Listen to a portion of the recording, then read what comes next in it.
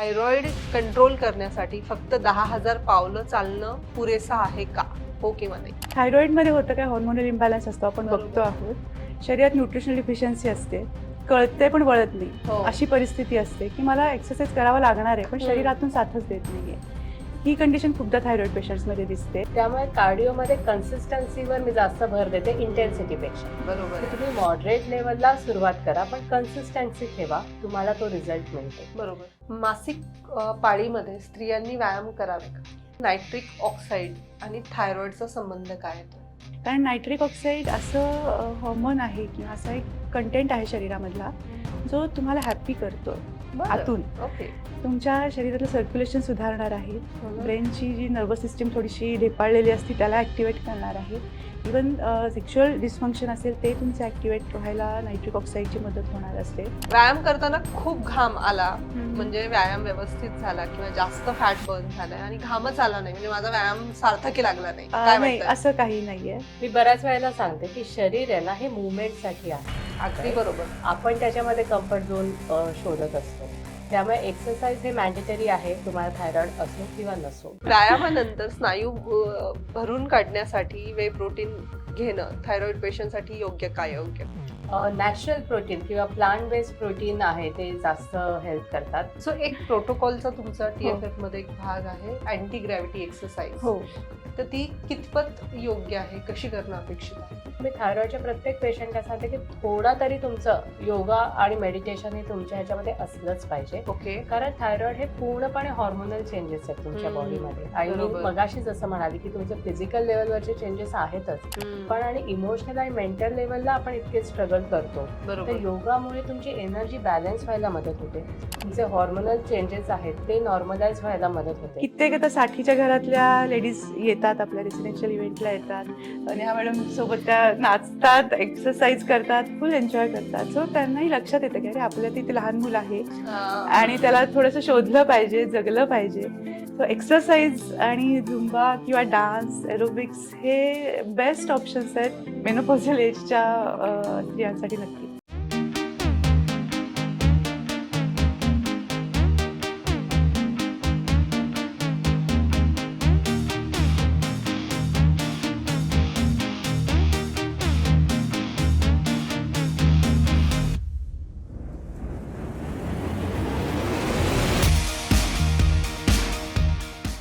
आज एका महत्वाच्या आणि मूळ मुद्द्यावर हात घातलाय, तोच विषय घेऊन आलेलो आहे. ह्याबद्दल आपण बऱ्याच जणी किंवा बरेच जण ठरवतात पण इम्प्लिमेंट करायला त्यांना मुहूर्त सापडत नाही. तो विषय म्हणजे व्यायाम. येस, आज आपण थायरॉइडचा व्यायामासोबत काही संबंध आहे का ह्या विषयावर बोलणार आहोत. नमस्कार, मी संपदा हुद्देदार. थायरो संवाद ह्या आपल्या थायरॉइडवरील पहिल्या मराठी पॉडकास्टमध्ये तुम्हा सगळ्यांचं खूप खूप स्वागत. तुम्हाला माहितीये थायरॉइड मधले जे महत्वाचे पिलर्स आहेत, जसं डाएट आहे त्याबद्दल आपण सविस्तर चर्चा केली आहे मागच्या एपिसोडमध्ये. तसाच एक महत्वाचा पिलर आहे व्यायाम, एक्सरसाइज. तर ह्या विषयावर बोलण्यासाठी आज आपल्यासोबत आहे doctor Chandrashree Kulkarni, thyroid free forever ह्या संस्थेच्या संस्थापिका आणि थायरॉइड रिव्हर्सल स्पेशालिस्ट. आणि त्यांच्यासोबत आपल्याला आज मार्गदर्शन करायला आलेले आहेत doctor Neha Sawant, senior physiotherapist, ज्यांना 17 वर्षांचा अनुभव आहे. चला तर आज आपण त्यांच्याकडनं कुठल्या ज्ञानाचे कण आज वेचणार आहोत ते बघूया. तुम्हा दोघींचं खूप खूप स्वागत. थँक्यू. मूळ मुद्द्यावरच आज ठरवायचं उडी मारूयात. उडी मारूयात. जनरली असं पाहिलं जातं, पर्टिक्युलरली मी माझा अनुभव सांगते की मी ठरवते मला आता व्यायामाला सुरुवात करायची आहे, मला छान दिसायचंय आणि मग आता उद्यापासून तो उद्या येतच नाही. हे झालं सर्वसामान्य. मला थायरॉइड नाहीये किंवा कुठलाही लाईफस्टाईल डिसऑर्डर नाहीये.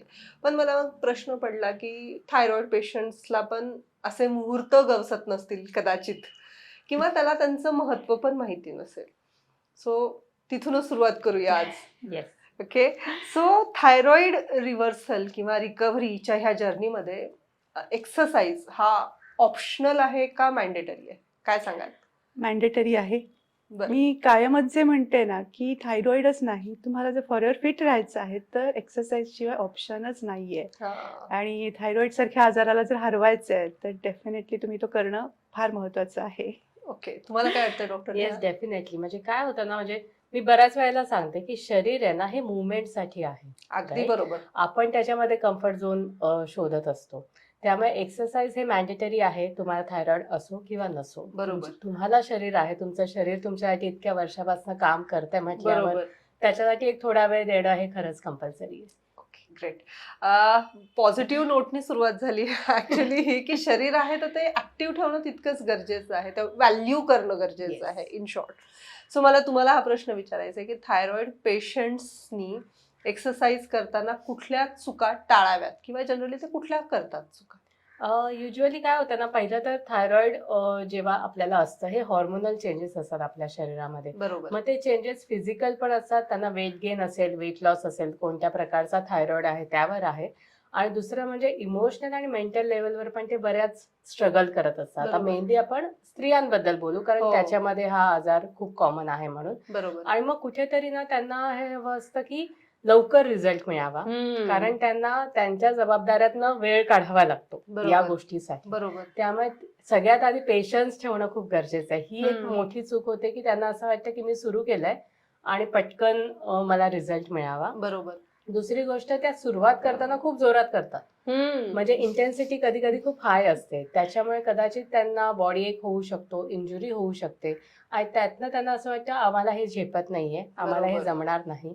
कुठेतरी त्यांचा कॉन्फिडन्स मग कमी होतो आणि मग त्या सोडून देतात. मग त्यांना असं वाटतं की फक्त औषध घेऊन जर कंट्रोल होत असेल तर मग ते इझी आहे, मग बरोबर. हे सगळं करायची गरज नाही. ओके. आणि तिसरी गोष्ट म्हणजे बऱ्याच वेळेला ते फक्त एकाच प्रकारचा व्यायाम करतात, म्हणजे वॉकिंग तर वॉकिंग, कारण खूप इझी आहे, योगा क्लासला जाणं, आणि मग त्यांना असं वाटतं की ह्या एका व्यायाम प्रकाराने मला तो रिझल्ट दिला पाहिजे असं त्यांची अपेक्षा असते. बरोबर. हे कुठेतरी मला वाटतं की ह्याच्यासाठी अवेअरनेस असणं गरजेचं आहे की नक्की कोणते व्यायाम मी केले पाहिजेत आणि त्याचा मला जास्तीत जास्त फायदा होणार आहे. सेल्फ लवची पण कमतरता आहे का ह्यामध्ये? बरीच बरीच. म्हणजे तिथून सुरुवात होणं सेल्फ गरजेचं आहे. लव्ह, सेल्फ ऍक्सेप्टन्स आपण म्हणूया. बऱ्याच बरोबर. वेळेला ऍक्सेप्टन्स कमी पडतो बरोबर. आणि तिथनं जेव्हा ऍक्सेप्टन्स यायला लागतो, सेल्फ लव्ह मग आपोआप बरोबर. यायलाच लागतं. मग मुहूर्त सापडतो.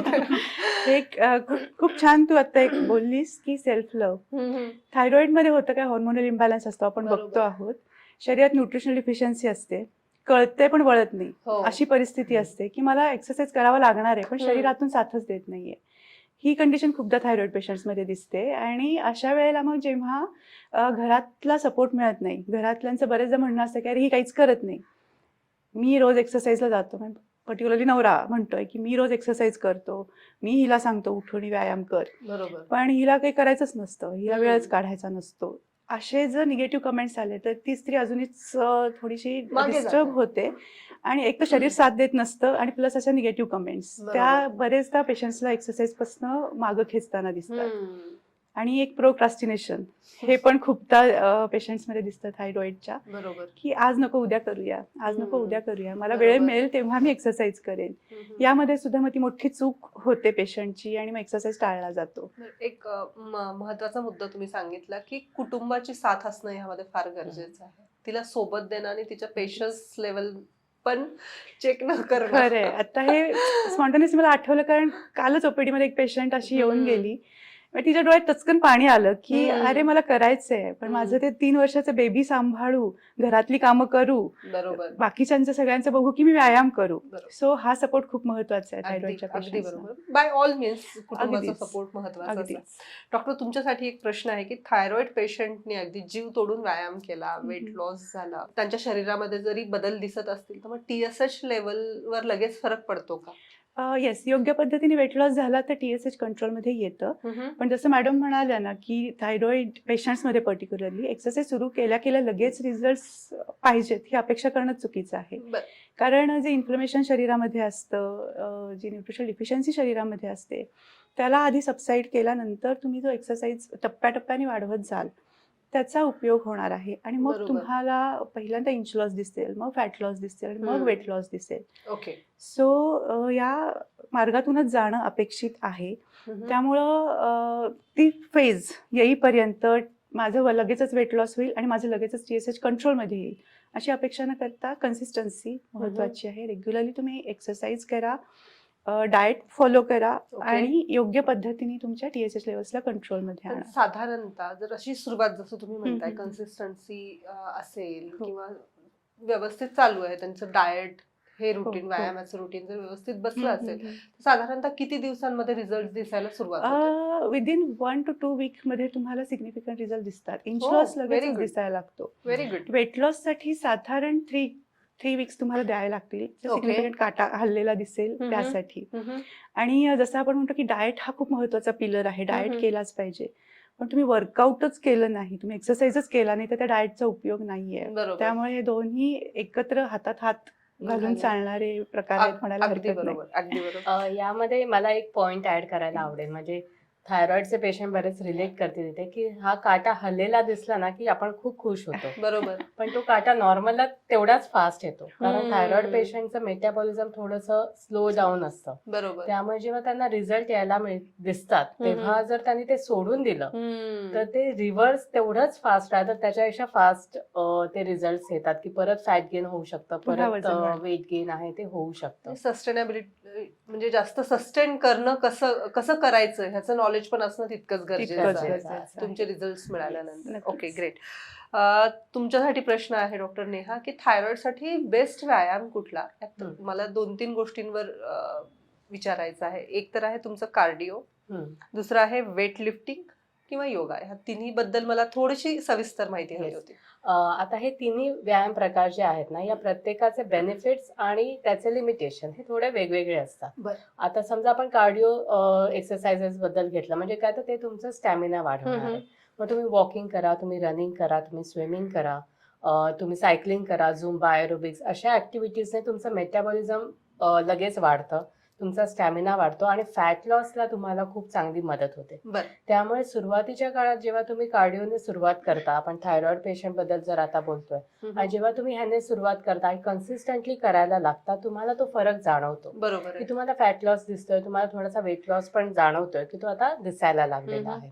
त्यामुळे कार्डिओमध्ये कन्सिस्टन्सीवर मी जास्त भर देते इंटेन्सिटीपेक्षा. बरोबर की आहे. तुम्ही मॉडरेट लेवलला सुरुवात करा पण कन्सिस्टन्सी ठेवा, तुम्हाला तो रिझल्ट मिळतो. बरोबर. त्याच्यानंतर जर आपण योगाबद्दल बोललो तर मी थायरॉइडच्या प्रत्येक पेशंटला सांगते की थोडा तरी तुमचं योगा आणि मेडिटेशन हे तुमच्या ह्याच्यामध्ये असलंच पाहिजे. ओके. कारण थायरॉइड हे पूर्णपणे हॉर्मोनल चेंजेस आहेत तुमच्या बॉडीमध्ये. आणि मी बरोबर. मगाशी जसं म्हणाली की तुमचं फिजिकल लेवलवरचे चेंजेस आहेतच, पण आणि इमोशनल आणि मेंटल लेवलला आपण इतके स्ट्रगल करतो. तर बरोबर. योगामुळे तुमची एनर्जी बॅलन्स व्हायला मदत होते, तुमचे हॉर्मोनल चेंजेस आहेत ते नॉर्मलाइज व्हायला मदत होते बरोबर. आणि हळूहळू या सगळ्या लेवलवर चांगले बेनिफिट्स मिळायला आपल्याला सुरुवात होते. अगदी. मग त्यामुळे तुम्हाला इंच लॉस पण मिळणार आहे, फ्लेक्झिबिलिटी पण वाढणार आहे, तुमचे जे मूड स्विंग्स आहेत ते कमी बरोबर. होते, तुमची जी चिडचिड असते, हम्म. थोडं फ्रस्ट्रेशन असतं, तुम्हाला जाणवतं की त्यामध्ये पण फरक पडायला लागलाय. आणि मेडिटेशन आय गेस हेल्प करत असेल मेडिटेशन तर ह्यामध्ये. डेफिनेटली मेंटल हेल्प हेल्थ करतं. साठी खूप महत्वाचं आहे thyroid. आणि Exactly. त्यानंतर आपण जेव्हा स्ट्रेंथनिंग बद्दल बोलतो की आता हम्म. वेट लॉस झाल्यानंतर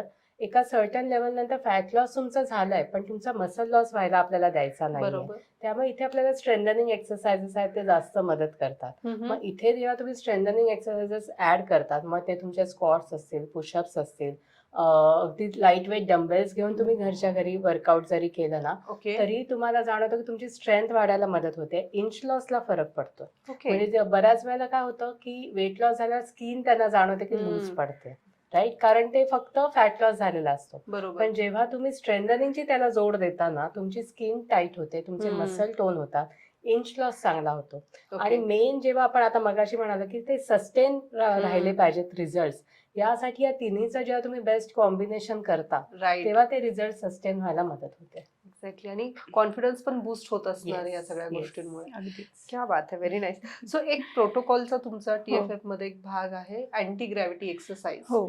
तर ती कितपत योग्य आहे, कशी करणं अपेक्षित आहे? येस. अँटी ग्रॅव्हिटी एक्सरसाइज म्हणजे काय? गुरुत्वाकर्षण विरोधी व्यायाम.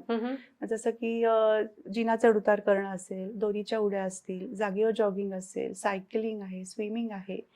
सो हे एक्सरसाइज असे आहेत जे कमीत कमी वेळात जास्तीत जास्त इफेक्ट देणारे ओके, आहेत. Great. So anti gravity exercise थायरॉइडच्या पेशंटनी आवर्जून करावे. कारण जसं आपण सुरुवातीला म्हटलं की पेशंटना करायचा असतो एक्सरसाइज पण वेळ नसतो, होत नसतं, शरीराचा स्टॅमिना नसतो. सो अशा वेळेला अँटी ग्रॅव्हिटी एक्सरसाइज छोट्या छोट्या टप्प्यामध्ये त्यांनी सुरू केले तरी त्यांना ते बेनिफिट देणारे ओके. आहेत. पण पर्टिक्युलरली जर न्यूट्रिशनल डिफिशियन्सी असेल, व्हिटॅमिन B12, व्हिटॅमिन D3, तर अशा वेळेला जेव्हा अँटीग्रॅव्हिटी एक्सरसाइज केले जातात, नीवरती प्रेशर येतं आणि मग ते ॲग्रिवेट होऊ शकतं. सो आणि वजनही जास्त असेल तर अशा पेशंट्सनी लगेचच अँटीग्रॅव्हिटी एक्सरसाइज सुरू करू नये. त्यांनी अगदी छोटे छोटे बॉडी मुवमेंट्स, स्ट्रेचिंग्स आहेत, छोटे योगासनं आहेत, अशा पद्धतीने एक्सरसाइज सुरू करावा आणि मग अँटीग्रॅव्हिटीमध्ये जावं. ओके. पण पहिल्यांदा न्यूट्रिशनल हेल्थ तुमची व्यवस्थित असणं गरजेचं आहे. सो तुमचा स्टॅमिनाही बूस्ट होणार आहे आणि वर्कआउट तुम्ही इझिली करू शकणार आहात. ग्रेट. सो ह्यामध्ये अजून एक प्रश्न असा पडतोय की नायट्रिक ऑक्साईड आणि थायरॉइडचा संबंध काय येतो? येस, नक्कीच खूप जास्त इफेक्टिव्ह आहे म्हणायला हरकत नाही. कारण नायट्रिक ऑक्साईड असं हॉर्मोन आहे किंवा असा एक कंटेंट आहे शरीरामधला जो तुम्हाला हॅप्पी करतोय आतून. ओके. तुमच्या शरीरातलं सर्क्युलेशन सुधारणार आहे. ब्रेनची जी नर्वस सिस्टीम थोडीशी ढेपाळलेली असते त्याला ॲक्टिवेट करणार आहे. इवन सेक्शुअल डिस्फंक्शन असेल ते तुमचं ॲक्टिवेट व्हायला नायट्रिक ऑक्साईडची मदत होणार असते. ओके. इवन सर्क्युलेशन पूर्ण सुधारलेलं असल्यामुळे बॉडी मुवमेंट्समध्ये काही रिस्ट्रिक्शन्स राहणार नाही आहेत. डायजेशन तुमचं प्रॉपर होणार आहे आणि एन्डॉर्फिन लेवल्स ज्या आहेत, जे हॅपी हार्मोन्स आहेत, त्या सिक्रेट व्हायला नायट्रिक ऑक्साईड खूप जास्त मदत करतं. ओके. ग्रेट. आणि नायट्रिक ऑक्साईड काही डाएटमधनं पण आपल्याला मिळतं. सगळ्यात पटकन बूस्ट होतं ते म्हणजे एक्सरसाइजनी, वर्कआउटनी. ओके. म्हणजे तुमचा मूड चेंज करायला सुद्धा नायट्रिक ऑक्साईड मदत करतं. ओके. त्यामुळे जनरली मी पेशंटना खूपदा हे सांगते सुद्धा की तुम्हाला कधी लो फील होतंय, कधी निगेटिव्ह वाटतंय, उठा आणि जस्ट जागेवर जॉगिंग करा, फिरून या, काहीतरी बॉडी मुवमेंट करा, जेणेकरून ते नायट्रिक ऑक्साईड सिक्रेट होईल आणि तुमचे मूड चेंज होऊन तुम्ही पुढची कामं करू शकता. पण एक्सपर्टीज कडनं काही सोपे यातले प्रकार सांगू शकाल? आय थिंक डान्स थेरपी यामध्ये खूप छान हेल्प Okay, करते. कारण great. म्युझिक पण असतं आणि तुम्ही मुवमेंट्स पण करता, तर तुमचा मूड लगेच तिथे चेंज लिफ्ट होतो. होत असेल. प्लस स्टॅमिना तुमचा वाढतो, सर्क्युलेशन इथे इम्प्रूव्ह होतं, स्टॅमिना वाढतं. ओके. त्यामुळे जे बऱ्याच वेळेला तुम्हाला जाणवत असेल की स्त्रियांचा कल एरोबिक्सकडे आणि झुंबाकडे जास्त असतो, कारण ते त्यांना सगळ्या लेवलवर मदत करतात, ते एन्जॉय करतात अगदी आणि बरोबर. त्यांच्यासाठी तो मी टाइम असतो. अगदी. त्यामुळे बाकी जर तुम्हाला म्हणजे मॅम जसं म्हणाले की त्यांना लो फील होत असेल, तर तुम्ही आठवड्यातले 2 दिवस जरी तुमचे एरोबिक क्लासेस असतील ओके. तरी मला वाटतं की ते त्यांना हेल्प करतील आणि अदरवाईज पण ते नायट्रिक ऑक्साईड रिलीज होणं आणि त्याचे बेनिफिट्स पण आपल्याला त्याच्यातनं मिळतील. अगदी. क्या बात है. Very nice. सो डॉक्टर, मला एक प्रश्न तुमच्यासाठी आहे की मसल मास जनरली आपण पुरुषांमध्ये त्यांना महत्व दिलं जातं, Right. पुरुषांकडनं त्यावर जास्त फोकस्ड पण असतात. पण स्त्रियांमध्ये हे पाहिलं जातं का की त्या अवेअर आहेत का त्या बाबतीत, आणि जर त्यांना इम्प्रूव्ह करायचं असेल तर कसं करणं गरजेचं? वेल, चांगली गोष्ट आहे की आता खरंच स्त्रिया अवेअर व्हायला लागलेल्या आहेत Okay. स्ट्रेंथनिंग एक्सरसाइजेस बद्दल.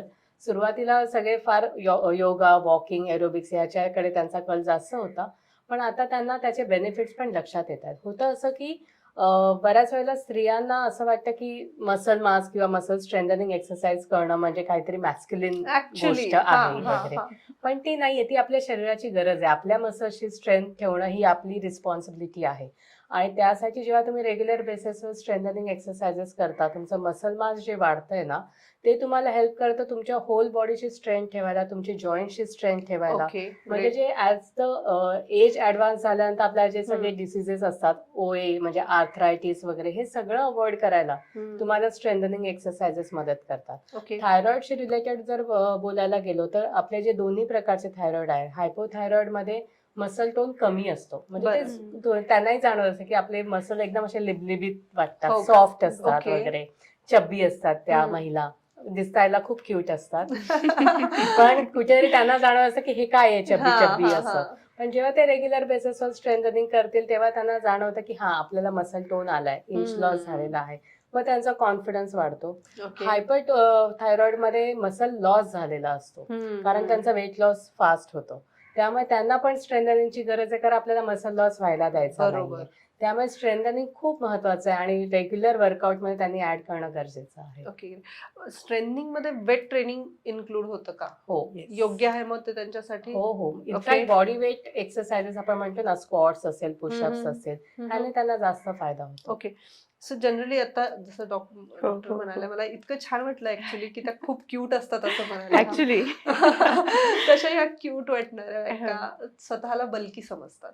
ओके. हम्म, तर ही भीती त्यांची कशी कमी करणं गरजेचं आहे? हा, असं सगळ्यात महत्त्वाचं जेव्हा आपण छोटे छोटे वर्कआउट छोटे छोटे एक्सरसाइज सुरू करतो ना, ते इन्फ्लमेशन कमी व्हायला लागतं त्यांचं. हम्म. आणि हे केल्याशिवाय होणार नाहीये. म्हणजे सगळ्या गोष्टी माहिती आहेत. मीच सांगते आहे की उत्साह नसतो, न्यूट्रिशन डिफिशियन्सी असते, पण ते पाऊल उचलणं फार गरजेचं आहे बरोबर तुम्ही आहे. एक्सरसाइज करण्यासाठी. त्यामुळे जेव्हा असे एक्सरसाइज करायला सुरुवात करता आहात, इन्फ्लमेशन कमी होतं, स्वेलिंग कमी झाल्यामुळं तो उत्साह वाढतो आणि स्वतःलाच आरशात बघितल्यानंतर हम्म. छान वाटतं की अरे नाही, माझ्यामध्ये फरक दिसतो आहे. Okay, great. सो हे एक थोडंसं मोटिवेशन म्हणायला हरकत नाही आहे. प्रत्येक स्त्रीनी, प्रत्येक थायरॉइडच्या पेशंटनी घेतलं पाहिजे की मी फिट असलं पाहिजे, मी हेल्दी असलं पाहिजे. तर वर्कआउट शिवाय ओके, ऑप्शन नाही आहे. ग्रेट. आणि ते केल्यानेच मला फॅट लॉस मिळणार आहे.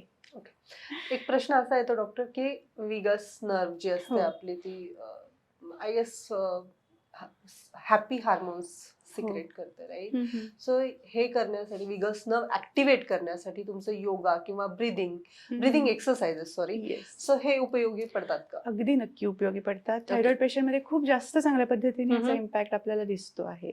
बिकॉज नव म्हणजे इनव्हॉलेंटरी जे काही मुवमेंट्स असतात त्याला कंट्रोल करण्याचं काम करते. जसं किंवा ब्रीदिंग असेल, बरोबर. हार्ट रेट जो पल्स रेट होत असतो कमी जास्त ते आहे. आणि पूर्ण ब्रेन पासून आपल्या पायाच्या बोटांपर्यंत बरोबर. ते विगस नर्वचं कार्य असतं. हम्म. त्या विगस नर्व ऍक्टिव्हेट करण्यासाठी डेफिनेटली हे ब्रीदिंग टेक्निक्स उपयोगी ठरतात. ओके. पर्टिक्युलरली कुंभक प्राणायाम किंवा मॉडर्न सायन्सनुसार त्याला बॉक्स ब्रीदिंग म्हटलं जातं. अच्छा.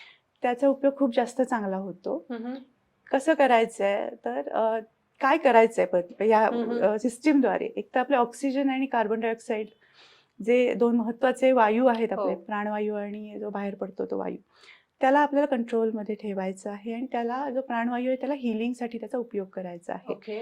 सो बॉक्स ब्रीदिंगमध्ये काय करायचं आहे, श्वास घ्यायचा आहे, रोखायचा आहे, पुन्हा सोडायचा आहे आणि पुन्हा रोखायचा आहे. बरं. तर साधारण ओके. 4-4 सेकंद ही प्रोसेस आपण स्टार्टिंगला करू शकतो सुरुवातीला. आणि ओके. हळूहळू तो श्वास रोखण्याचा जी टेंडन्सी आहे ती वाढवायची वाढवायची आहे. ओके. ओके. सो याला कुंभक प्राणायामचा थायरॉइड हिलिंगसाठी पण खूप जास्त उपयोग होतो. कारण ओके. आय थिंक माझ्या एका आधीच्या एपिसोडमध्ये आपण बोललोय, आपण जेव्हा श्वास रोखतो, श्वास घेणार आहात आणि रोखणार आहोत, इथं रोखला जातो श्वास. थायरॉइड ग्लँड आपली इथं इथे आहे. आहे. बरोबर. सो जो काही प्राणवायू आपण कोंडतो आहोत आतमध्ये, तो हिलिंगसाठी त्याचा उपयोग होतो आहे. Very nice. सो डेफिनेटली तुम्हाला तुमच्या सगळ्याच नर्व्सला ऍक्टिव्हेट करण्यासाठी बरोबर. आणि या ब्रीदिंग टेक्निक्स नक्कीच महत्त्वाच्या ठरतात.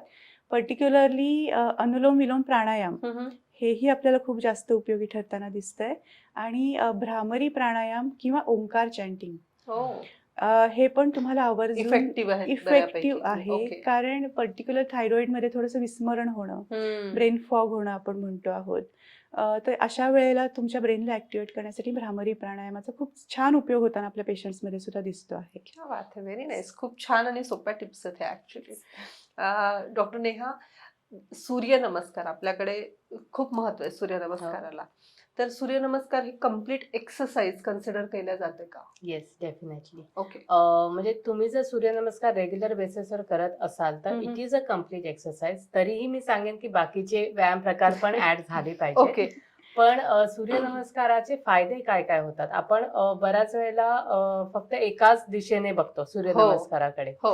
की म्हणजे युजली या पिरियडमध्ये बऱ्याच वेळेला आपल्या सूर्यनमस्काराची प्रॅक्टिस बरोबर. अगदी. जास्त होतात. तर सूर्यनमस्कार जेव्हा तुम्ही रेग्युलर बेसिसवर प्रॅक्टिस करता, एक तर ते वेट बेअरिंग आहेत, हो.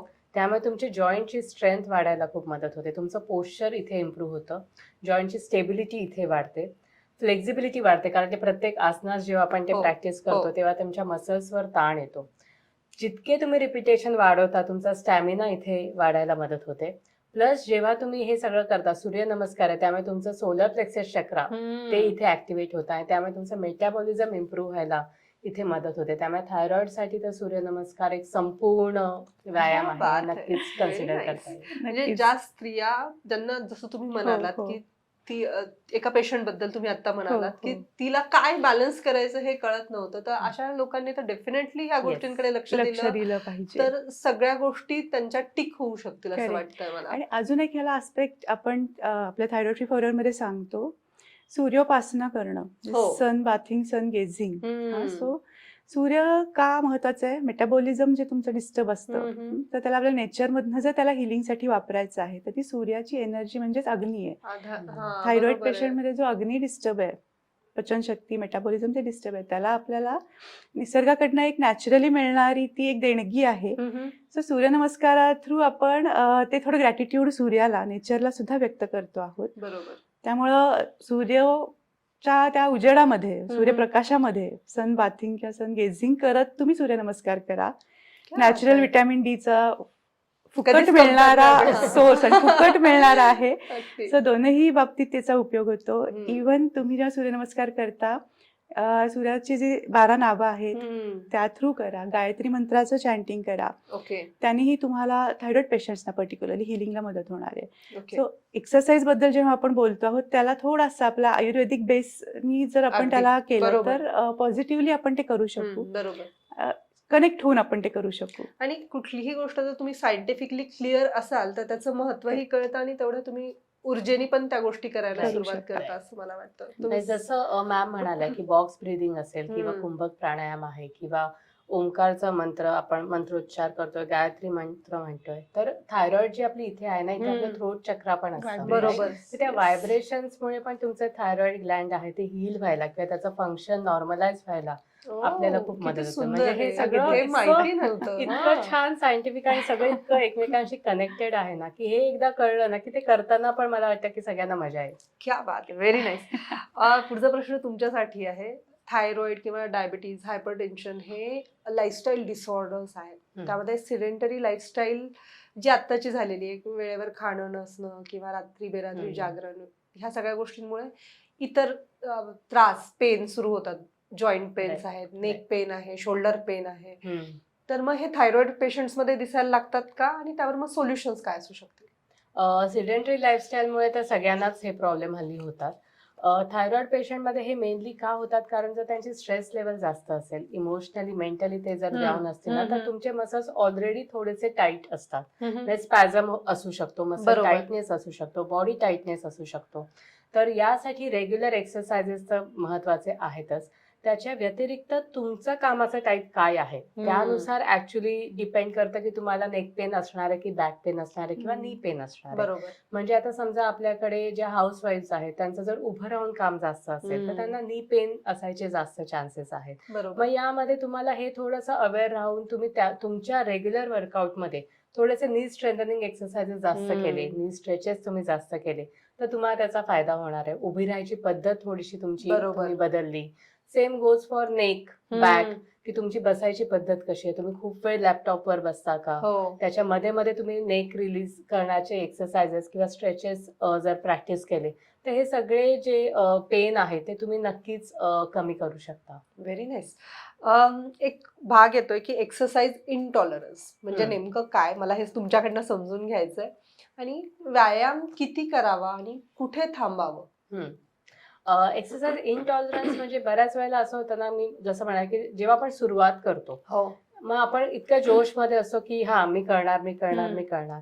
मग तिथे कधी कधी तुमची बॉडी तुम्हाला सायन्स देत असते पण आपण ते कधी कधी इग्नोर करतो की Absolutely तुमची बॉडी right. फटीक आहे किंवा कुठेतरी तुम्हाला पेन आहे, तुम्हाला थोडी धाप लागते आहे किंवा अशा सगळ्या गोष्टी आहेत जी तुमची बॉडी तुम्हाला सांगते की कदाचित या लेवलच्या पुढे तुम्ही एक्सरसाइज नाही केली पाहिजे. बरोबर. राईट.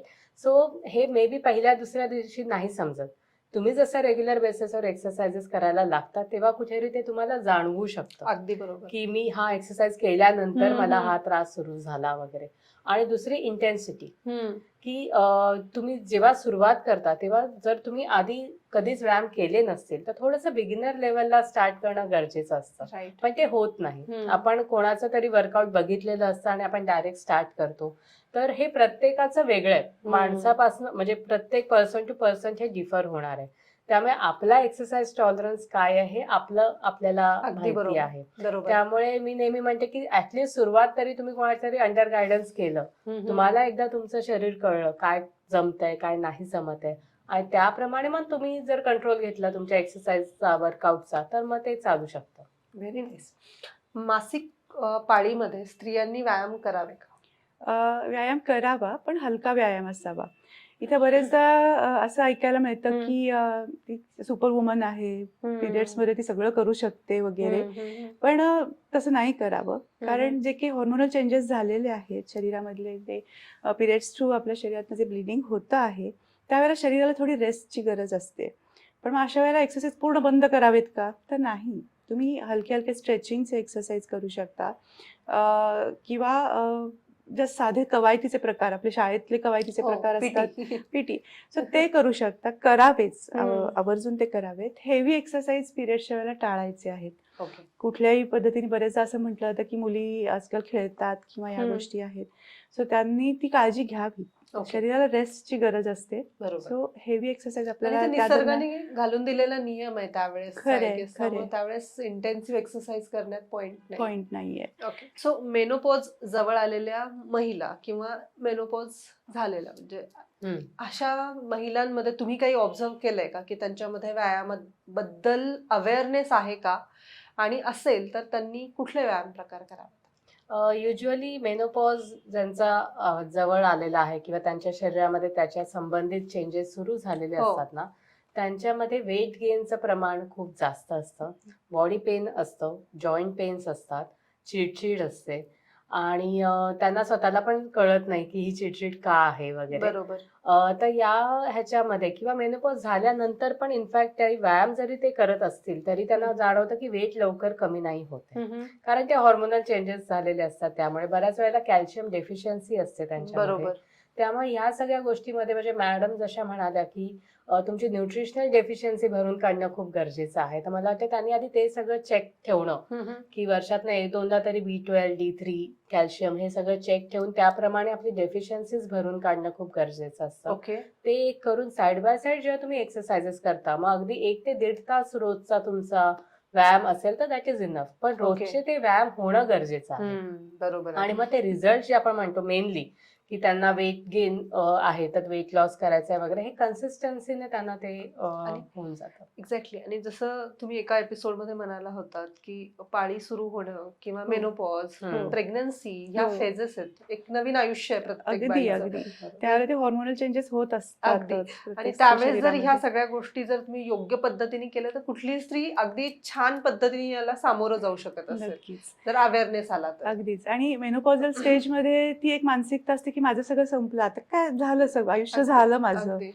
पण तसं नाही आहे ना. उलट जसं आत्ताच तू म्हणालीस की अजून एक नवीन आयुष्य सुरू होतंय, नवीन फेज सुरू होतीये, तर तिला तुम्ही छान रिसीव्ह करू शकता, ऍक्टिव्ह ठेवू शकता. ते फार महत्वाचं आहे. कित्येक आता 60च्या घरातल्या लेडीज येतात आपल्या रेसिडेन्शियल इव्हेंटला येतात, आणि ह्या मॅडम सोबत त्या नाचतात, एक्सरसाइज करतात, फुल एन्जॉय करतात. सो त्यांनाही लक्षात येतं की अरे आपल्या तिथे लहान मुलं आहे आणि त्याला थोडंसं शोधलं पाहिजे, जगलं पाहिजे. सो एक्सरसाइज आणि झुंबा किंवा डान्स, एरोबिक्स हे बेस्ट ऑप्शन्स आहेत मेनोपॉझल एजच्या स्त्रियांसाठी. नक्कीच. वेल रादर मेनोपॉझल एज मी तर म्हणते ब्लेसिंग असतं, कारण ना तोपर्यंत बऱ्याच वेळेला त्यांच्या रिस्पॉन्सिबिलिटीज पण संपलेल्या असतात, मुलं मोठी झालेली असतात, बरेच त्यांचे फायनान्शियल पण मला वाटतं सगळं सेटल झालेलं असतं. So in fact this is a blessing की ते मी टाइम आहे, तुम्ही स्वतःला थोडा वेळ द्या, स्वतःची काळजी घ्या, एन्जॉय करा. आय थिंक ते बेस्ट. आणि त्यांच्यासाठी ते प्राऊड मुवमेंट असतं. कालच एका फंक्शन मध्ये माझी आत्या भेटली 70च्या घरातली, आणि ती म्हणाली मी जिमला जाते. आम्ही ते बघितलं, अगं तू छान बारीक झालीस, छान दिसतीयस. तर म्हणजे हो, मी जिम करते, मी इतकी छान आहे, मला सगळे अप्रिशिएट करतात, मला इतकं बरं वाटतंय. अजूनही काय हवं असतं माणसांना. एक्सरसाइज मस्ट आहे तुमच्यासाठी. आपल्याकडे आई होणं हे खूप महत्वाचा भाग आहे. ओके. सो पण एकदा आई झाली की मग ती बाई त्यातच गुरफटून जाते. ओके. त्यातही जर सी सेक्शन असेल कुणाचं, तर मग पोस्टपार्टम डिप्रेशन ह्या गोष्टींना सुद्धा बऱ्याचशा स्त्रिया सामोरं जातात. बघितलंय, म्हणजे हा आजकालचा महत्वाचा मुद्दा झालाय पोस्टपार्टम डिप्रेशन. सो ह्या स्त्रियांनी ह्यांचं रुटीन कसं सुरू करावं आणि ते रुटीन कन्सिस्टंटली कसं ठेवावं, तुम्ही काय सांगाल? ओके.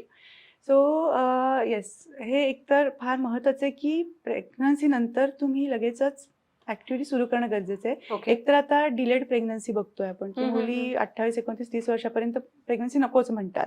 सो तुमचं शरीर ऑलरेडी काही साईन सिम्पटम्स तुम्हाला दाखवते एजिंगचे, पिरियड सुरू झालेला म्हणायला हरकत नाही आहे. मग अशा वेळेला प्रेग्नन्सीमध्ये सुद्धा तुमच्या शरीरामध्ये जे हॉर्मोनल चेंजेस झालेले असतात, जी न्यूट्रिशनल झीज झालेली असते म्हणायला हरकत नाही आहे, ते आपल्याला डाएट आणि एक्सरसाइज दोन्हीनी भरून काढणं गरजेचं आहे. ओके. पण पर्टिक्युलरली नॉर्मल डिलिव्हरी असेल तर तुम्ही लगेचच Back to एक routine दीड येऊ महिन्यामध्ये शकता. तुम्ही लगेचच तुमचं एक्सरसाइज सुरू करू शकता. पण सी सेक्शन असेल की ऑपरेटिव्ह झालेलं असेल, फॅमिली प्लॅनिंगचं ऑपरेशन बरेचदा लगेचच केलं जातं. सो अशा वेळेला थोडी काळजी घ्यायला पाहिजे. तुमचे गट आहे, तुमचे ॲब्डॉमिन प्रॉपर हील झालेलं असलं पाहिजे. मग तुम्ही काही हेवी वर्कआउट किंवा एक्सरसाइज सुरू करणं गरजेचं आहे. ओके. पण अशा वेळेला मग गायनेकचा तुमच्या फॅमिली सल्ला घेणं डॉक्टरांचा गरजेचं. सल्ला घेऊन तुम्ही ओके. एक्सरसाइज सुरू करा. पण जसं मी म्हटलं की अशा पेशंट्सनी सुद्धा छोटे छोटे वर्कआउट, साधे स्ट्रेचिंग, कवायतीचे प्रकार करायला हरकत नाही आहे. ओके. पोटावर झोपूनचे एक्सरसाइज काही असतील, वेट लिफ्टिंगचे काही एक्सरसाइज असतील, ते मात्र तज्ज्ञांच्या सल्ल्यानेच करणं गरजेचं आहे. Very nice. डॉक्टर मला सांगा, थायरॉइड पेशंट्सचं व्यायामाचं रुटीन कसं असावं, किंवा अशी काही पर्टिक्युलर वेळ आहे का की त्यावेळेस त्यांचं हे रुटीन बसवणं गरजेचंच आहे? ऍक्च्युली बेस्ट एक्सरसाइजचा वेळ हा नेहमी मॉर्निंगचाच आपण म्हणतो, कारण आपण ती एनर्जी क्रिएट करतो, right? बरोबर. हो. त्यामुळे मॉर्निंगला जर तुम्ही वेळ काढू शकलात तर ते बेस्ट आहे. पण अगेन प्रत्येकाचं टाइम टेबल वेगळं असतं, बरोबर. रिस्पॉन्सिबिलिटीज वगैरे वगैरे. तर माझं म्हणणं असं की तुम्ही दिवसातला थोडा वेळ काढणं गरजेचं आहे. 1 ते 1.5 तास तुम्ही बाजूला करायचा आहे. त्यामध्ये पण तुम्हाला कार्डिओ म्हणजे जसं स्टॅमिनाचे व्यायाम आहेत, मग तुम्ही वॉकिंगला जा, तुम्ही सायकलिंग करा, स्विमिंग करू शकता आठवड्यातनं एकदा, तर ते व्यायाम, स्ट्रेंथनिंग एक्सरसाइजेस म्हणजे लाईट वेट डंबेल्स घेऊन, बॉडी वेट एक्सरसाइज घेऊन, सूर्यनमस्कार तुम्ही करू शकता, ओके. आणि योगा आणि मेडिटेशन या सगळ्याचं जेव्हा तुम्ही कॉम्बिनेशन करणार आहात तेव्हा तुम्हाला बेस्ट रिझल्ट मिळणार आहे. मग ह्याचं टाइम टेबल कसं बनवायचं, तर एका वेळी तुम्ही एकच व्यायामाचा प्रकार करा एका ओके. दिवशी. ओके. ज्या दिवशी तुम्ही कार्डिओ करत आहात त्या दिवशी तुम्ही फक्त कार्डिओ करा, ते तुम्ही मिक्स करू नका. बरं. कारण मग तोच जेव्हा तुम्ही एक्सटेंडेड पिरियड त्या स्पेसिफिक ऍक्टिव्हिटीला देता तेव्हा त्याचा जास्त बेनिफिट होणार आहे. तुम्ही 15 मिनिटं वॉकिंग केलं आणि मग लगेच तुम्ही हे केलं, लगेच ते केलं, मग त्याचे तुम्हाला मिक्स बेनिफिट्स मिळतात बरोबर. आणि सस्टेनेबल रिझल्ट मिळणार नाहीयेत. त्यामुळे ज्या दिवशी जो व्यायाम प्रकार तुम्ही करताय तो पूर्ण वेळ तुम्ही त्या स्पेसिफिक व्यायाम प्रकाराला दिला तर तुम्हाला त्याचा फायदा जास्त होणार आहे. हे जे तुम्ही आता मिक्स व्यायाम म्हणालात, याने थकवा पण येऊ शकतो का? थकवा येऊ शकतो आणि recovery slow slow down down होते. होते. आणि बऱ्याच वेळेला असं होतं की आता एखाद्या व्यायाम प्रकाराचा जो बेनिफिट मिळायला पाहिजे होता तो मिळत नाही, आणि मग कुठच्याच व्यायाम प्रकाराचा मिळत नाही, कारण आपण ते सगळंच करायला जातो. बरोबर. थायरॉइड पेशंटनी गोळी घेण्यापूर्वी व्यायाम करावा का गोळी घेतल्यानंतर? थायरॉइड पेशंटने एक्सरसाइज करावा, तो कधीही करावा. ऍक्च्युली गोळीचा डायरेक्टली इथं थायरॉइडच्या पेशंट आपण काही रिस्ट्रिक्शन्स म्हणत नाही. बरं. आणि जनरली हायपोथायरॉइडिझम मध्ये उठल्या उठल्या तुम्हाला उपाशीपोटी गोळी घ्यावीच लागते. सो गोळी घेऊन तुम्ही एक्सरसाइज करू शकता, ओके. असं काही त्याला बंधन नाही आहे. तुम्ही फक्त तो वेळ काढा. फक्त खूप हेवी खाऊन एक्सरसाइज कुणीच करू नये. ओके. एम्प्टी स्टमक एक्सरसाइज करावा. तुम्ही जरी संध्याकाळी एक्सरसाइज करत असाल, मेक शुअर की किमान 2-2.5 तास 3 तास तुमच्या पोटामध्ये काही नाही आहे. ओके. सो तुम्ही तो एक्सरसाइज व्यवस्थित करू शकाल. डॉक्टर नेहा, तुम्ही असं काही पर्टिक्युलरली तक्रारी ऐकल्यात का थायरॉइड पेशंट्सच्या, की व्यायाम करताना त्यांना ह्या तक्रारी जाणवल्या आहेत? बऱ्याच वेळेला त्यांना पॅल्पिटेशन्स असतात, ब्रेथलेसनेस किंवा फटीक लेवल आपण म्हणतो, एनर्जी लेवल त्यांची डाऊन असेल तर लगेच त्या दमतात. बरं. म्हणजे एक्सरसाइज केल्यानंतर, सुरू केल्यानंतर आपण आता युजली कसं रिपिटेशनवर पण भर देतो की बरोबर. एखादी व्यायाम तुम्ही किती वेळा तुम्ही ते कंटिन्यू करता आहात वगैरे, काउंट्स किती घेताय. तर बऱ्याच वेळेला हे जे प्रोग्रेस करणं आहे हे थोडंसं लगेच त्यांना जमत नाही, कारण त्यांचा स्टॅमिना तेवढा वाढलेला नसतो, एनर्जी लेवल थोडीशी डाऊन डाऊन असते. असते. ओके. तर अशा जेव्हा ज्यांना ही कंप्लेंट्स असते त्यांना कुठेतरी असा कॉन्फिडन्स थोडासा कमी असतो की अरे आपल्याला झेपत नाहीये, कुठेतरी ती भीती असते मनात की अरे बापरे हे करू का वगैरे. तर मला असं वाटतं की प्रत्येक ह्याची मी नेहमीच म्हणते की तुम्ही बिगिनर लेवलला आधी सुरुवात करा बरोबर. आणि इंटेन्सिटीपेक्षा कन्सिस्टन्सीवर भर द्या. बरोबर. योगा आणि मेडिटेशन जर तुम्ही तुमच्या रेग्युलर ह्याच्यामध्ये ऍड केलं तुम्ही की रेग्युलर तुमचे 10 ते 15 मिनिटं मेडिटेशन आणि ब्रिदिंग एक्सरसाइजेस होत आहेत, तर हे पॅल्पिटेशनचं प्रमाण आहे ते पण तुम्हाला जाणवेल की कमी व्हायला लागेल. ओके. All right, great. थायरॉइड पेशंटमध्ये अजून एक दिसतं जॉईंट पेन खूप असतात. म्हणजे एक्सरसाइजला लिमिटेशन्स काय येतात तर ते एक आहे. आपण थायरॉइडच्या मेडिकेशनचे साईड इफेक्ट्स एपिसोडमध्ये याबद्दल थोडं डिटेल बोललो होतो की बोन हेल्थ खूप ढासळते जेव्हा आपण ओव्हर मेडिकेशन असतो, बरेच वर्ष आपण थायरॉइडचे मेडिसिन्स घेत असतो. बरोबर. सो त्यामुळे calcium deficiency, vitamin D deficiency, vitamin B12 deficiency, ह्या सगळ्याचा परिणाम आणि प्लस मेडिसिनचे साईड इफेक्ट. बरोबर. जॉईंट पेनमुळे सुद्धा बरेचदा पेशंट कंप्लेंट करतो की आम्ही एक्सरसाइज नाही करू शकत आहे. सो आपल्याला त्याच्यावरती काम करणं गरजेचं आहे. ऑलराईट. ओके. एक वर्कआउट डेटा हल्ली मॅनेज करायची फार सवय लागलेली आहे. त्यासाठी मग डिजिटल रिस्ट वॉच आलेले आहेत किंवा वेगवेगळे ऍप्स आपल्या मोबाईलमध्ये आपण डाउनलोड करतो. So is it really useful?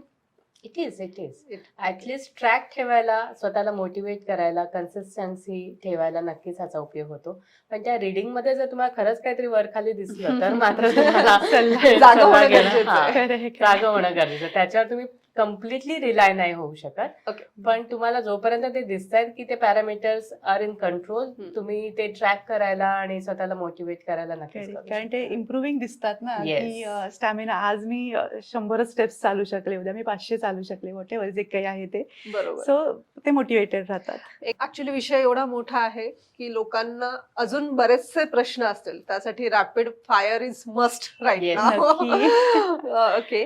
So पोटाचा घेर कमी करण्यासाठी स्वेट बेल्ट की वेस्ट ट्रेनर, तुम्हाला काय वाटतं? Waist trainer. Waist trainer. Okay. व्यायाम करताना खूप घाम आला हम्म. म्हणजे व्यायाम व्यवस्थित झाला किंवा जास्त फॅट बर्न झालाय आणि घामच आला नाही म्हणजे माझा व्यायाम सार्थकी लागला नाही, काय नाही, वाटतं? असं काही नाहीये. ओके. एक्सरसाइजचं रुटीन तुमच्या स्टॅमिना प्रमाणे असतं आणि स्वेटिंगचं जो काही टेंडन्सी असते ती पण बॉडी वाईज वेगवेगळी असू शकते. ओके. So काही जणांना कमी व्यायाम करून सुद्धा खूप स्वेटिंग होतं. ओके. So असं काही नाही, तुम्ही एक्सरसाइज करणं मस्ट आहे. ग्रेट.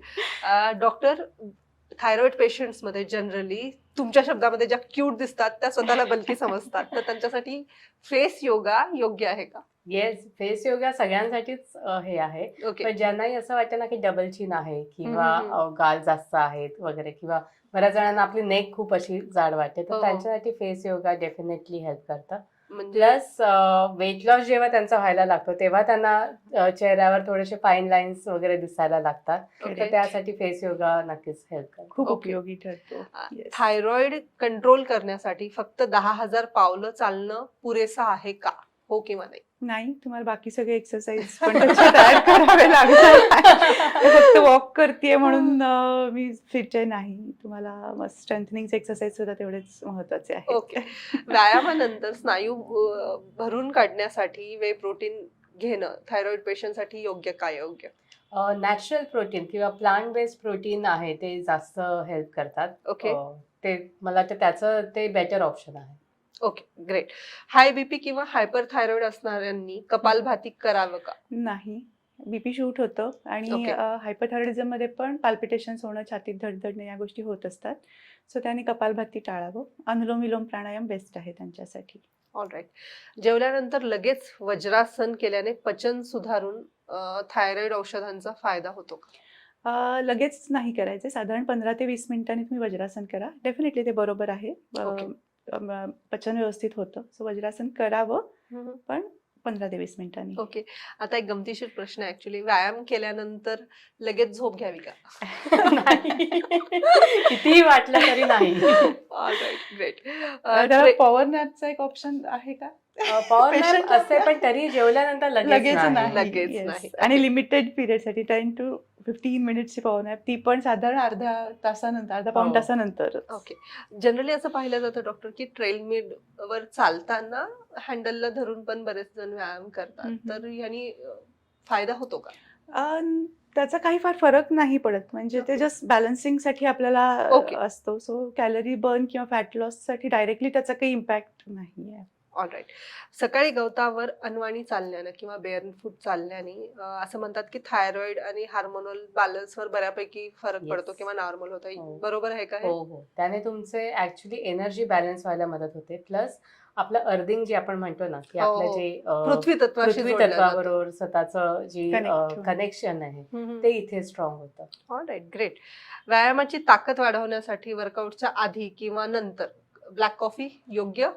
कधीच योग्य नाही आहे. म्हणजे थायरॉइडच्या पेशंटने तर कॅफिन टाळलेलंच बरं आहे. ओके. त्याने थायरॉइड लेवल्स वाढू शकतात. ओके. सध्या एक ट्रेंड आहे म्हणजे बरेचसे सेलिब्रिटीज कोल्ड बाथ म्हणजे ते बर्फाचं शॉवर घेणं किंवा बर्फामध्ये डोकं घालून बसणं किंवा ते दिसणं. तर ते योग्य आहे का? नाही, त्याचे स्वतःचे बेनिफिट्स आहेत, पण ते Okay. कूल डाऊनला किंवा स्ट्रेचेस आपण जे एक्सरसाइजेस नंतर नेहमी सांगतो की तुम्ही करणं गरजेचं आहे, त्याला ऑप्शन नाहीये. Okay. That is for the recovery. Muscle रिकव्हरीसाठी असतं, पण त्यासाठी मग तुमचं वर्कआउट पण तेवढा स्ट्रॉंग पाहिजे. राईट. ओके. सो दुसऱ्या दिवशी अंग खूप दुखत असेल, म्हणजे मी आज खूप हम्म. व्यायाम केला आणि माझं अंग दुसऱ्या दिवशी खूप दुखत हो. असेल, तर तो व्यायाम चांगला झाला हे लक्षण आहे का नाही? येस, एक तर सगळ्यात पहिलं स्ट्रेचिंग व्यवस्थित तुम्ही केला असेल ना तर शक्यतो बॉडी पेन खूप होत नाही. ओके. पण त्याला तर थोडं मसल पेन होत असेल तर इट्स ओके. जॉईंट पेन होत असेल तर काहीतरी चुकलेलं आहे. ओके. फक्त मानेचे व्यायाम करून डबल चिन किंवा गळ्याची चरबी कमी करता येते का? नाही. नाही. Alright. नाही, त्याच्यासाठी फेस योगा करणं आणि मेन म्हणजे तुमचं टोटल बॉडी फॅट कमी होणं गरजेचं आहे. Right, great. आता मला तुमच्या दोघींकडनं थायरॉइडच्या पेशंटसाठी किंवा ओव्हरऑल छान जगण्यासाठी एक असा मेसेज हवाय दोघींकडनं. ओके. सगळ्यात महत्त्वाचं जसं म्हटलं की एक्सरसाइज करा. मग त्यासाठी बरेचदा थोडंसं बडी सिस्टीम म्हणतो आपण, नक्की फॉलो करा. तुमची ओके. जवळची मैत्रीण असेल, तुमचा स्पाऊस, तुमचा छान फ्रेंड असेल, तुमची मुलं असतील, ओके. कोणाला तरी सोबत घ्या. जो हम्म. तुम्हाला बूस्ट हवा आहे पहिल्यांदा एक्सरसाइजसाठी, वर्कआउटसाठी, ते मोटिवेशन हवे ते त्यांच्याकडे नक्की घ्या. असं वाटते की सकाळी उठल्यानंतर सगळी ती तयारी करायची आणि मग मला वर्कआउटला जायचंय, होत नाहीये. रात्रीच तयारी करून ठेवा ओके. की तुमचे शूज तुमच्या जवळ असले पाहिजे, तुमचे जिमचे कपडे किंवा तुमचे एक्सरसाइजचे कपडे तुमच्या सोबत समोर असले पाहिजे. सो उठल्यानंतर तुम्हाला एक्सक्यूज द्यायला तिथं वाव नसला पाहिजे. Actually. सो जिथं जिथं असं वाटते की मला हा बॅरियर येतोय, हम्म. एक्सरसाइज पासून आपण दूर जातो आहोत, तर तो तोडण्यासाठी ज्या काही गोष्टींचा सपोर्ट मिळेल, ज्या व्यक्तींचा सपोर्ट मिळेल, तो नक्की घ्या आणि तज्ज्ञांच्या मार्गदर्शनाखाली तुमच्या शरीराला योग्य असलेले व्यायाम आवर्जून करा. क्या बात आहे डॉक्टर नेहा. येस. मी नेहमी म्हणते, जेव्हा तुम्ही एक्सरसाइज करता, तुम्ही डाएट फॉलो करता, व्यवस्थित खाता वगैरे, ह्याचा अर्थ आहे की तुम्ही तुमच्या शरीराला रिस्पेक्ट देताय, राईट? Absolutely त्यामुळे आणि right. ते सेल्फ लव्हची सुरुवात आहे. हम्म. त्यामुळे आपल्याला जेव्हा आपण आरशात बघितल्यावर आपल्याला जे आवडत नाही आणि जे चेंज व्हावं असं जे वाटतंय ना, त्याची सुरुवात तुमच्यापासून आहे. त्याची सुरुवात एक्सरसाइजपासून आहे आणि डेफिनेटली सेल्फ लव्ह पासूनच त्याची सुरुवात करा. खूप खूप धन्यवाद. इतका सुंदर झाला एपिसोड की आता मला क्लोजिंग नोट लक्षात येत नाही. सो खूप खूप धन्यवाद तुमच्या Thank you, दोघींसाठी की संपदा. मला खात्री आहे की हा जो एपिसोड आहे हा कित्येक जणींसाठी खूप फायद्याचा ठरणार. नक्की. So thank you so much. Thank you. आजचा तुम्हाला हा एपिसोड आमचा कसा वाटला हे आम्हाला जरूर कळवा. दोघींनी इतक्या सुंदर टिप्स दिलेल्या आहेत की ज्या टिप्स वापरून तुम्हाला तुमचं आयुष्य अधिक सुंदर बनवता येऊ शकतं, सुंदर दिसू पण शकता. कारण एक्सरसाइज जसं डॉक्टरांनी सांगितलं अँटी एजिंग सुद्धा होतं. तर सुंदर दिसायला लागा, आनंदी राहा आणि सगळ्यात महत्त्वाचं डॉक्टर चंद्रश्री ह्या दर रविवारी थायरॉइड फ्री वर तुम्हाला एक छानसं वेबिनार देतात. तर ते वेबिनार जरूर ऐका, त्यामधनं तुम्हाला अजून माहिती मिळेल.